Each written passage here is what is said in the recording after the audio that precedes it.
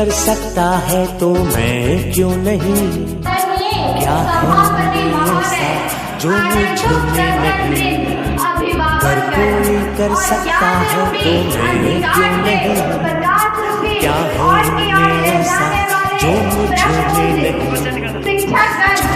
अपने भीतर खुद से आ पूछ ले, कैसी चाहे जिंदगी खुली आंखों से देख ले। मुट्ठियों को खींच के, सांसों को खींच के,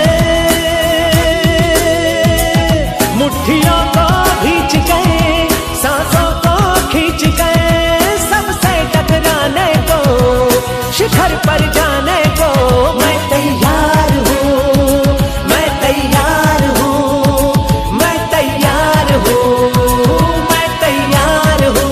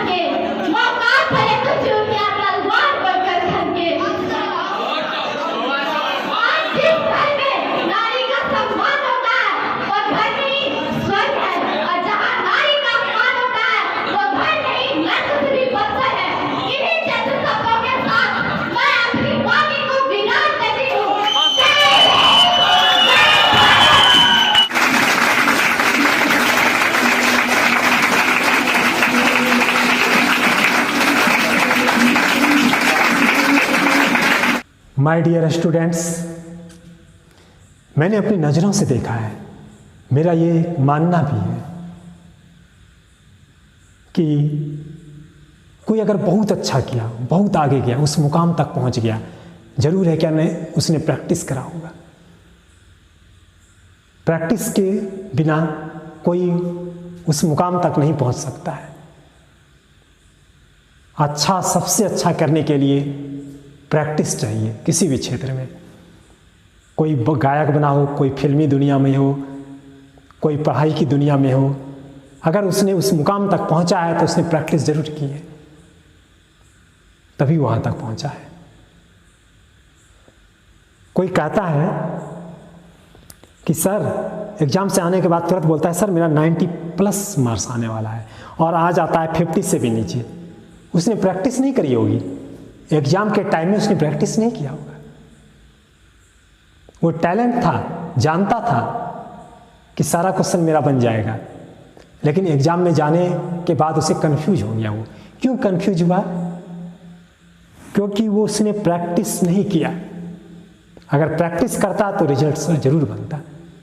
वो लड़का कहता है कि मैं चैलेंज करूंगा, लेकिन उसे ये पता नहीं रहता है कि नहीं, एग्जाम के टाइम में मैंने प्रैक्टिस नहीं किया, मुझे कन्फ्यूजन रहा सब सवाल में, लेकिन पढ़ने में वो अच्छा था। ऐसा होता है बहुत सारे स्टूडेंट्स में, ऐसा मैंने देखा है। इसी बीच मुझे एक कहानी याद आ रही है, जब ऑस्ट्रेलिया और इंडिया के मैच में ब्रेड हॉग ने सचिन तेंदुलकर को आउट कर दिया, उसको बोल्ड कर दिया। तब सचिन उस मैदान को छोड़कर अपने स्थानों पर पेविलियन हो गए। ये कहानी है सन 2007 की, और सचिन को आउट कर देना ब्रेड हॉग के लिए बहुत बड़ा अचीवमेंट था, क्योंकि उसने बोल्ड किया था। क्योंकि सचिन उस क्रिकेट की दुनिया का एक गॉड था, भगवान के रूप में जाना जाता था, जो क्रिकेट की दुनिया को बदल कर रख दिया था। और जब मैच समाप्त हुआ तो ब्रेड हॉग ने उसी बॉल को लेकर सचिन के पास गया, बड़े हर्ष और उल्लास के साथ, और बोला सर मैंने आपको बोल्ड किया है, और इसलिए इस बॉल पर आप अपना ऑटोग्राफ दीजिए, क्योंकि आज मेरे जिंदगी का बहुत सुनहरा दिन है। तो पता सचिन ने क्या लिखा? ये दिन तेरे जिंदगी में फिर कभी नहीं आएगा, ये दिन तेरे जिंदगी में फिर कभी नहीं आएगा।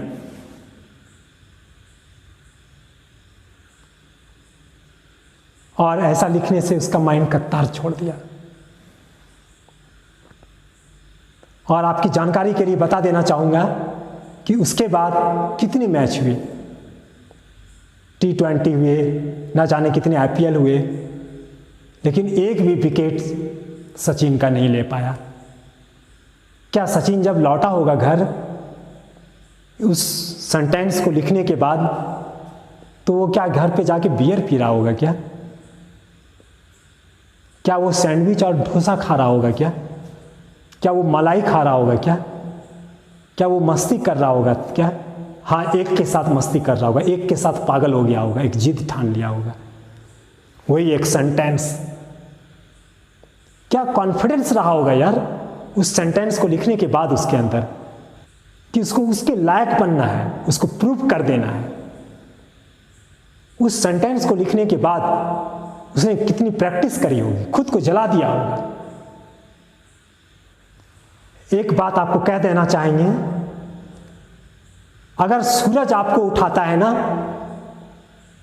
तब तुम जागते हो तो लाइफ में कभी कुछ नहीं कर पाओगे। अगर सूरज आपको उठाता है तो, और आप जिस दिन सूरज को उठाना स्टार्ट कर दोगे, सूरज से पहले जाग जाओगे, तो शायद उस मंजिल से भी आगे निकल जाओगे। मंजिल यही रहेगी, तुम उससे भी आगे निकल जाओगे। बाद में एहसास होगा मैंने सोचा था यहाँ और निकल गया वहाँ। लेकिन ये सेंटेंस हर किसी को समझ में नहीं आएगा।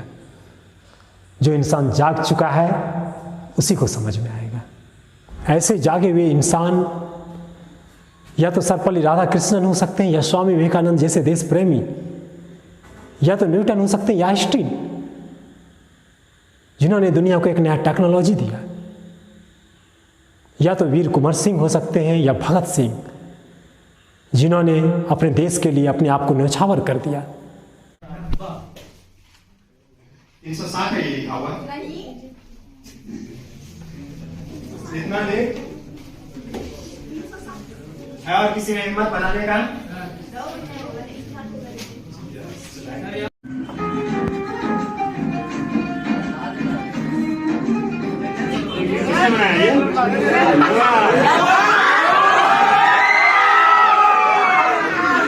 यस, गर्दा कर दिया। और किसी को नहीं है।